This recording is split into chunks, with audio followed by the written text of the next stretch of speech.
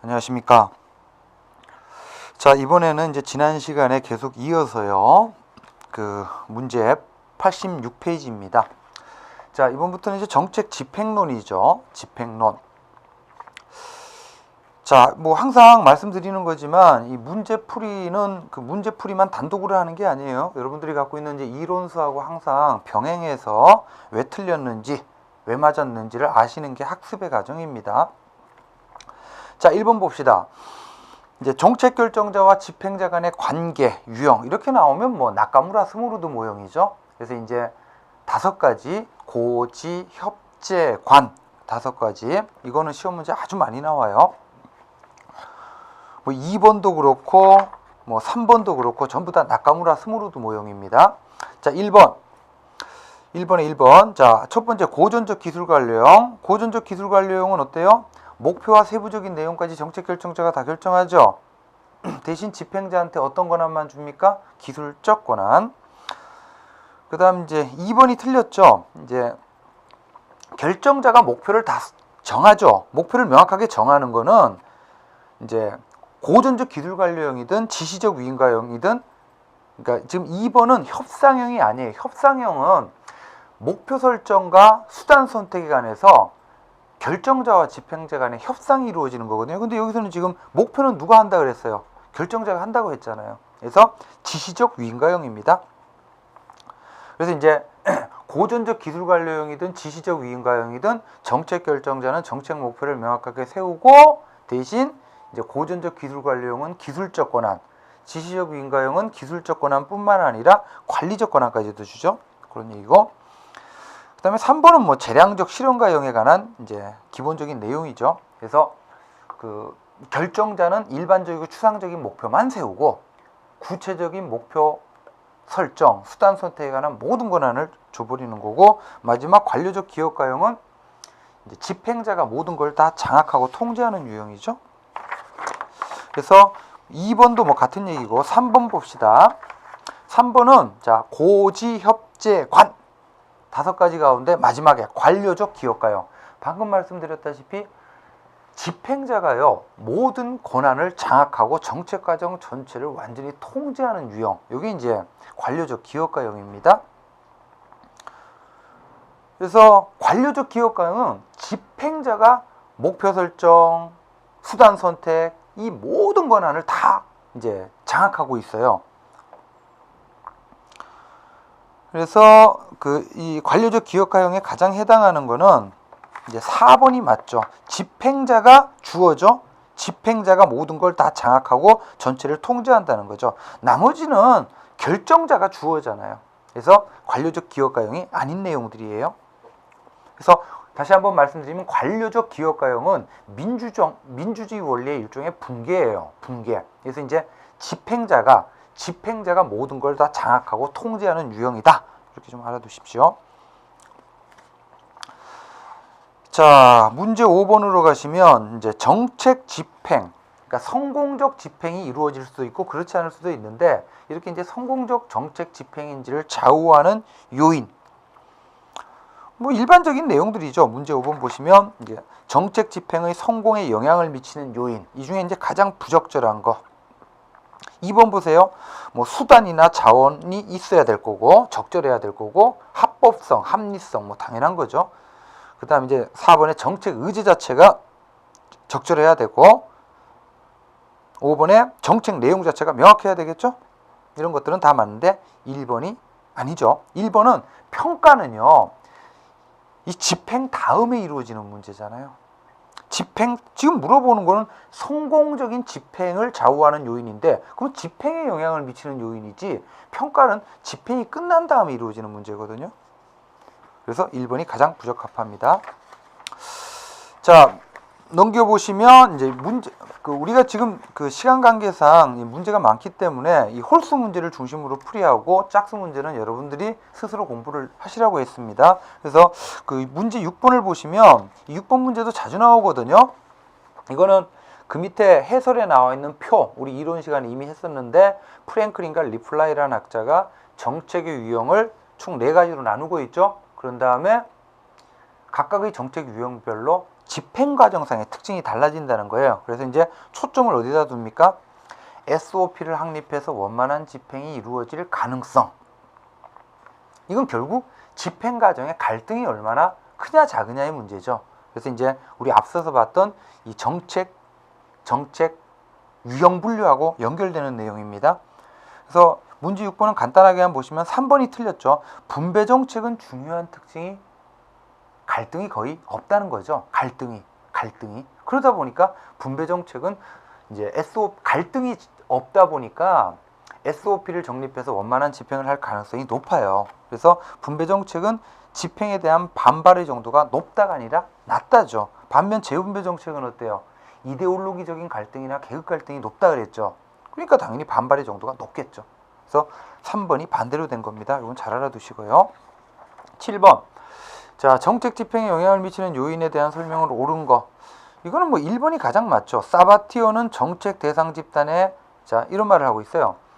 어떤 정책이 정책 대상 집단으로 하여금 많은 걸 요구해요. 예를 들어 금주법이라는 정책을 미국에서 1930년대 시행을 했거든요. 근데 인류가 역사 이르로 함께 했던 게 술이잖아요. 근데 갑자기 강제적으로 금주법을 만들어 가지고 이제 술의 제조와 판매 자체를 금지시켜 버린 거죠.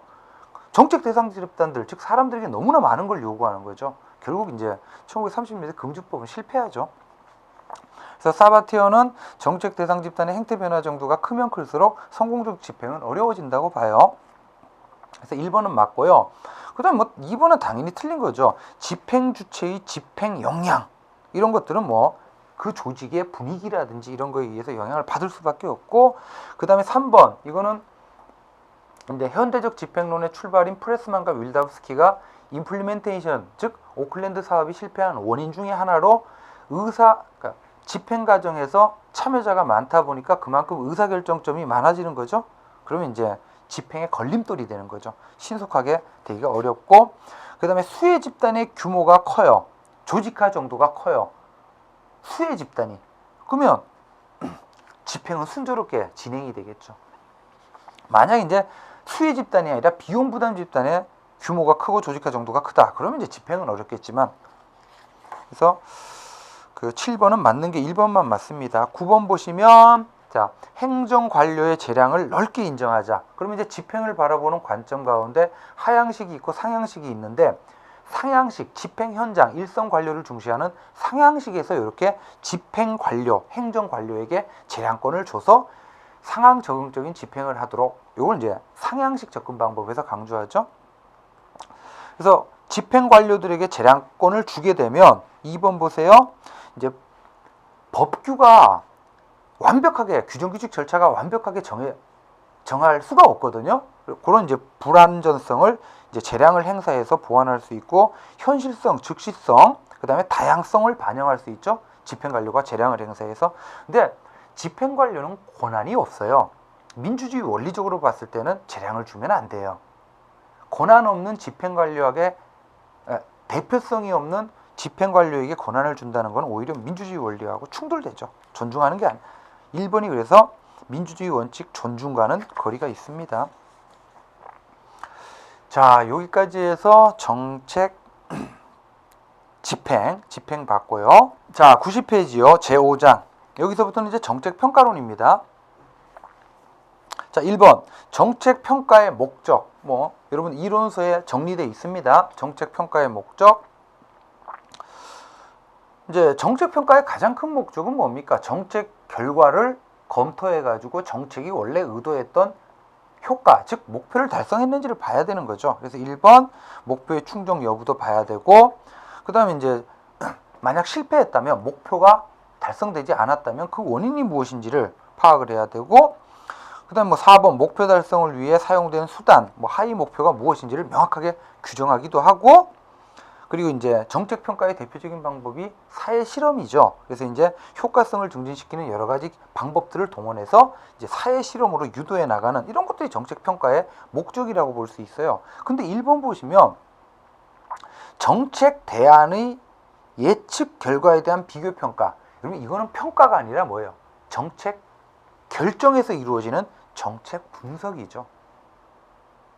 정책 평가는 결정이 끝난 다음에 그죠? 하는 거죠. 근데 이제 1번은 정책 결정 전에 이루어지는 정책 분석입니다. 뭐 3번 계속해서 봅시다. 최근에 이제 정책 과정에서 정책 평가가 중시되고 있는데 옳지 않은 거 물어보고 있습니다. 뭐 정책 평가가 이제 활성화될수록 이제 정책을 만들어서 추진했는데 과연 그 정책이 효과를 달성했는지, 그리고 이제 잘못됐다면 이제 정책을 새롭게 설계하고 수정하고 이런 걸 통해서 이제 인과관계를 규명하고 학문의 발전에 기여를 하는, 또 책임성도 묻는 이런 이제 장점이 있죠. 그래서 2번 뭐 선진 행정 기법, 뭐 미국에서 발달된 각종 사회 실험이라든지 평가 기법 같은 것들이 있죠. 그 다음에 이제 정책의 효과성, 그리고 책임성, 이런 것들이 다 정책 평가의 목적들이죠. 근데 1번은 틀립니다. 여러분, 정책 평가를 하게 되면 단기적으로는 어때요? 평가하는데 비용과 시간이 들죠. 하지만 이제 장기적으로는 정책의 퀄리티가 높아지는 거죠. 그래서 1번은 단기적으로는 정책 과정의 비용이 늘어나요. 아무래도 평가하는데 시간과 비용이 많이 들잖아요. 하지만 이제 단기적으로는 비용이 들지만 이 정책 평가가 활성화됨으로써 정책의 퀄리티 자체가 높아지는 거죠. 그래서 이제 장기적으로는 뭐 비용을 다운시킬 수 있겠지만, 자, 5번으로 가겠습니다. 자, 정책 평가에서 가장 중요한 주제가 타당성이죠. 타당성. 그래서 이제 쿡과 캠벨이라는 학자가 정책 평가의 타당성을 네 가지로 내적 타당성, 외적 타당성, 구성적 타당성, 통계적 결론의 타당성. 이건 뭐 시험 문제 꼭 한 문제 나오는 내용이에요. 그래서 1번 보시면 내적 타당도란 정책이라는 원인 변수와 정책 효과라는 결과 변수 간의 인과관계에 대한 판단이 얼마나 정확하냐. 맞죠? 그 다음에 2번 외적 타당도는 어떤 평가 결과가 있다고 할 때 그 평가 결과를 다른 상황에 일반화시킬 수 있느냐. 일반화 가능성이죠. 그 다음에 이제 3번의 구성 타당성이라는 거는 이제 이론적인 구성 개념들이 있는데 이거를 실제적인 측정이 가능하도록 얼마나 성공적으로 조작하였느냐. 이게 이제 구성 타당성이죠. 그 다음 이제 4번의 통계적 결론의 타당성은 뭡니까? 정책의 유의미한 효과를 찾아내기에 충분할 만큼 정밀하게 연구 설계가 이루어졌느냐. 이게 바로 이제 통계적 결론의 타당성이죠. 5번이 틀렸는데요. 여러분, 크리밍 효과하고 호선 효과는요, 내적 타당도를 이건 뭐 다 알고 계시죠? 내적이 아니라 외적 타당도를 떨어뜨리는 요인이죠. 외적. 크리밍 효과, 호선 효과, 내적이 아니라 외적 타당성 저해 요인이에요. 그래서 나머지 내용들, 자, 개념 중심으로 이론서 다시 한번 보시면서 꼼꼼히 잘 보세요. 자, 넘기시면 문제 7번 가겠습니다. 여러분, 정책평가의 내적 타당도 저해 요인들 굉장히 많죠. 그 6번에 쭉 언급되어 있는 것들이 전부 다 내적 타당도 저해 요인들이죠. 이 내적 타당도 저해 요인들을 내용별로 하나하나씩 이렇게 알고 계셔야 되고, 동시에 이 내적 타당도 저해 요인을요, 크게 보면 허위 변수와 혼란 변수로 나눌 수도 있죠.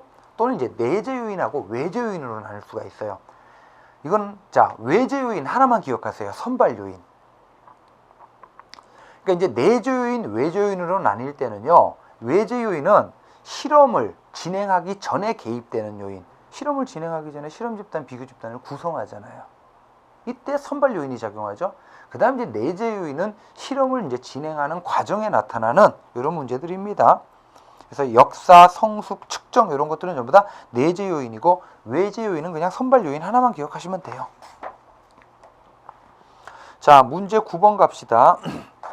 정책평가의 타당성에 대해서 이제 쭉 또 나열한 건데, 이런 식으로 시험 문제 많이 나와요. 뭐 이미 아까 봤던 문제하고 똑같은 문제죠. 구성 타당성 말씀드렸어요. 이론적인 구성 요소들이 얼마나 성공적으로 조작화됐느냐. 그 다음에 2번 결론의 타당성. 얘는 달리 표현하면 통계적 결론의 타당성이죠. 이제 정책의 유의미한 효과를 찾아내기에 충분할 만큼 정밀한 연구 설계가 이루어졌느냐. 그 다음에 4번은 내적 타당성이죠. 원인 변수와 결과 변수 간의 인과관계에 대한 정확도. 그 다음에 이제 5번의 외적 타당성은 일반화 가능성이죠. 일반화 가능성. 3번이 틀려요. 이게 조금 내용이 좀 그런데 내용 타당성은 여러분들 그 인사행정에서 시험의 타당성 가운데 이제 어떤 직무를 성공적으로 수행하는 데 있어서 필요한 요소를 시험의 내용에 얼마나 반영하고 있느냐의 문제죠. 그래서 이 내용 타당성은 이 정책 평가의 문제가 아니고 시험 측정의 타당성과 관련된 겁니다. 그래서 문제 9번은 이제 가장 옳지 않은 거는 3번이 틀려요. 자, 11번 정책 평가에 대한 설명으로 옳지 않은 거. 1번 내적 타당도는 다시 한번 원인 변수와 결과 변수 간의 인과관계에 대한 판단의 정확도, 즉 정책 효과가 나타났다고 할 때 그 효과가 과연 정책에 의해서 나타났다라고 말할 수 있느냐의 문제죠. 그 다음에 2번 성숙, 역사, 선정 이런 것들은 전부 다 내적 타당도를 떨어뜨리는 요인이고, 4번의 진실험은 정책 평가의 대표적인 방법, 실험 집단하고 비교 집단을 동질성을 확보해서, 그리고 어떻게 하면 동질성이 확보됩니까? 무작위 배정. 3번이 틀리죠. 실험 도구, 측정 도구의 변화, 측정 도구의 변화와 관련된 오차는 내적 타당성을 떨어뜨려요. 외적 타당성이 아니고. 외적 타당성은 꼭 기억하셔야 될 게 호선 효과죠. 크리밍 효과 이런 것들. 자, 13번 계속 가시면 이제 타당성과 관련해서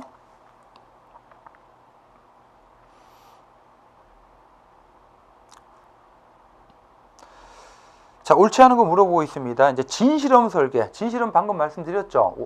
실험 집단하고 이제 비교 집단을 동질적으로 구성하는 거죠. 동질적으로 구성하기 위해서 어떻게 해요? 이제 무작위 배정을 합니다. 그래서 1번 진실험 설계는 이제 구성하되 두 집단의 동질적인 집단, 동질성. 그 다음에 2번 뭐 이렇게 모방 같은 것들이 나타난다는 거죠. 실험 집단하고 통제 집단을 분리해야 되는데 서로 이제 접촉하다 보면 이제 통제 집단 애들이 실험 집단 애들을 쫓아갈 수 있죠. 그 다음에 3번에 이제 그 무작위 배정을 하게 되면 동질성, 진실험입니다. 반면 이제 준실험은요. 준실험은 비동질적으로 구성하는데 그나마 비슷하게 좀 구성이 되도록 짝짓기 배정이라는 걸 해요. 짝짓기 배정. 짝짓기 배정. 그래서 짝짓기 배정이란 말 나오면 준실험이에요. 그 다음에 4번 보시면 준실험은 자, 자연과학 실험과 같이 대상자들을 격리시켜서 실험하는 거는 준실험이 아니라 진실험이죠.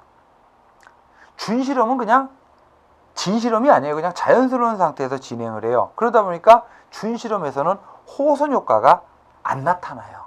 그래서 지금 이 4번 문장을 맞는 문장으로 바꾸려면 준실험이 아니라 진실험이라고 해야 되죠. 진실험에서 호선 효과가 나타나죠. 자, 이렇게 보시고 15번으로 가시겠습니다. 여러분들 그 우리나라에서 이제 정책 평가와 관련되는 이제 우리나라의 정책 평가, 이게 이제 정부 업무 평가 기본법이죠. 정부 업무 평가 기본법. 이 정부 업무 평가 기본법의 내용인데 자, 우리나라의 정책 평가는 뭐를 중심으로 해? 자체 평가 1번. 자체 평가 맞고 2번. 이 법이 2006년도에 시행이 되면서 과거에는 여러 가지 정책 평가가 존재했는데 이제는 뭐예요? 2006년도부터는 이 자체 평가 중심으로 통합하고 이거를 성과 관리하고 연계시키죠. 그리고 이제 국무총리 소속의 정부 업무 평가위원회가 이제 이 정책 평가를 주관하기 위해서 설치가 돼 있고, 그렇다고 해서 5번 국무총리실이 상위 평가를 하는 건 아니에요. 자체 평가 중심이라 자율 평가. 그래서 이 국무총리실의 상위 평가 기능 강화 이런 내용은 없습니다. 그래서 이제 16번은 이제 그 정부 업무 평가에 대한 세세한 내용이니까 이거 참고해서 한번 보시고요. 자, 그다음 17번 그 기획과 관련된 내용은 행정학에서 거의 시험 문제 잘 안 나와요. 그래서 이제 그 17번 간단하게 보시면 기획은요, 표 해설해 보시면 과거에 전통적인 수단적 기획관이 있었고 현대적인 규범적 기획관이 있습니다.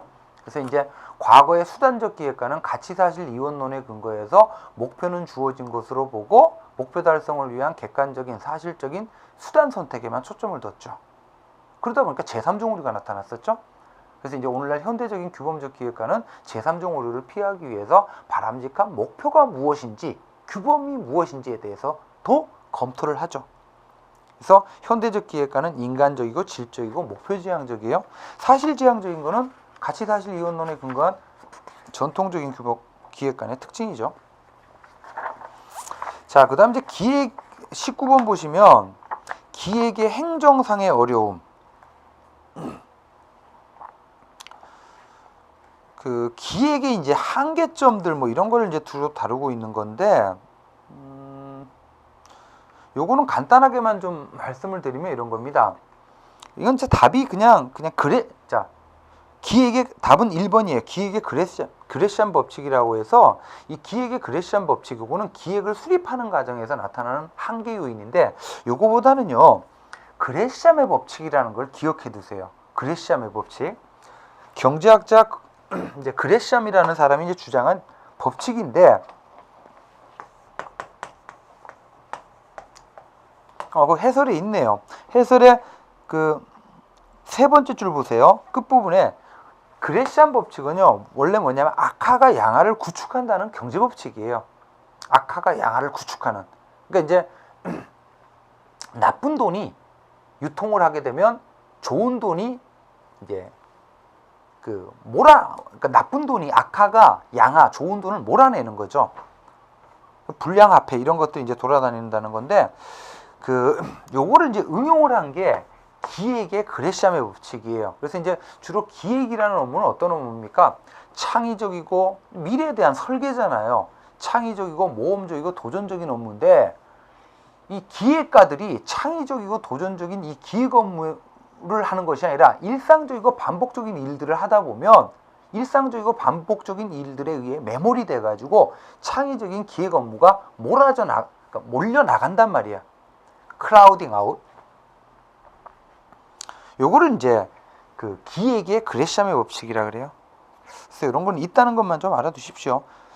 그리고 요 기획의 그레시암의 법칙을 또 응용을 해가지고 이제 나오는 개념이 정보의 그레시암 법칙이라 그래요. 그래서 이제 정보통신망에 나쁜 정보가 돌아다니다 보면 좋은 정보는 전부 다 이렇게 감추죠, 사람들이. 이렇게 해서 그 기획의 행정상의 어려움. 그래서 이제 아닌 거는 기획의 그레시암의 법칙이에요. 요거는 이제 기획을 수립하는 과정에 나타나는 어려움이고. 자, 그리고 이제 그 18번도 간단하게 보시면 이 기획하고 민주주의, 자유주의 간의 이제 논쟁 문제인데, 하이에크는 꼭 기억해 주세요. 하이에크라는 학자가 자유주의 학자인데, 이 기획이라는 게 이제 활성화되면 결국 이 개인의 기획이라는 것 자체가 국가가 중앙 집권적으로 이 사회를 설계하는 거거든요. 그러다 보면 이제 그 개인의 자유와 권리가 억압이 된다. 이런 이제 주장을 하는 게 하이에크의 주장입니다. 자, 이렇게 해서 여기까지 해서 정책학을 마치도록 하고, 이제 다음 시간에 이 조직이론 문제풀이를 또 보도록 하겠습니다. 자, 이번 수업은 여기서 마치도록 하겠습니다. 수고하셨습니다.